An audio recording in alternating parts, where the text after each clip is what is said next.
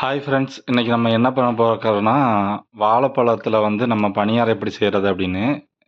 வாழைப்பழம் வந்துட்டு ஃபுல்லா எல்லாமே பழுத்ததுனால, அத வந்து ஒரே நாள்ல எல்லாம் பழுத்ததுனால மொத்தமா சாப்பிட முடியாது. வேஸ்ட்டா போயிரும். அதனால நம்ம அதில வந்து வாழைப்பழ பணியாரம் செய்யலாம். ஃபர்ஸ்ட்டு அந்த தோலெல்லாம் எடுத்துட்டு, ஒரு தட்டில வச்சுட்டு, நம்ம மிக்ஸி ஜார்ல அத அப்படியே போட்டுக்கலாம். போட்டுட்டு, நம்ம இன்னொரு இடத்துல வந்து மிக்ஸி ஜார்ல வந்துட்டு சர்க்கரைய அளவா போட்டு, அந்த சர்க்கரையும் அரைச்சு வச்சுக்கலாம். அதுக்கப்புறம் அந்த வாழைப்பழத்தெல்லாம் போட்டுட்டு, வாழைப்பழத்தையும் நம்ம மிக்ஸியில நல்லா அடிச்சுட்டு, அத கொஞ்சம் பெசஞ்சு விட்டு, கொஞ்சம் ஏலக்காய் ஒரு 3 ஏலக்காய் மட்டும் போட்டா போதும். அதுக்கப்புறம் நம்ம அரைச்சு வச்சிருந்த சர்க்கரைய நல்லா சேர்த்து தட்டிட்டு, அது 2யும் கலந்து நல்லா பெசஞ்சு விடணும்.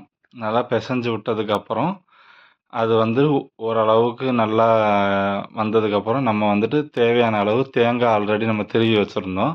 அந்த தேங்காவையும் அதில போட்டுட்டு, அத நல்லா மிக்ஸ் பண்ணி விடணும். நல்லா மிக்ஸ் பண்ணி விட்டா தான் அந்த தேங்காய், சர்க்கரை எல்லா இடத்துலயும் போகும். அதுக்கப்புறம் நம்ம வந்துட்டு பணியாரக்கல்ல கொஞ்சம் எண்ணெய் ஊத்திட்டு, அந்த பணியாரக்கல்லு கொஞ்சம் சூடானதுக்கப்புறம், நம்ம ஆல்ரெடி வச்சிருந்த அந்த வாழைப்பழம் வந்துட்டு, அந்த கொஞ்சம் கொஞ்சமா ஒவ்வொரு இடத்துலயா போடணும்.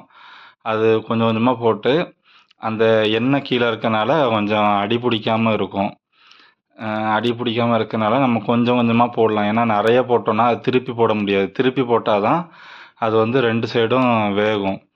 அந்த நல்லா அடி பிடிச்சு ஒரு மாரி கலர் மாறணும். அந்த கலர் மாறுனா தான் அது வந்து கீழ வெந்திருக்குன்னு அர்த்தம். திருப்பி போடும்போது பார்த்தீங்களா, அது வந்து கலர் கொஞ்சம் மாறியிருக்கா? அந்த கலர் மாறுனா தான் அடியில நல்லா வெந்திருக்குன்னு அர்த்தம்.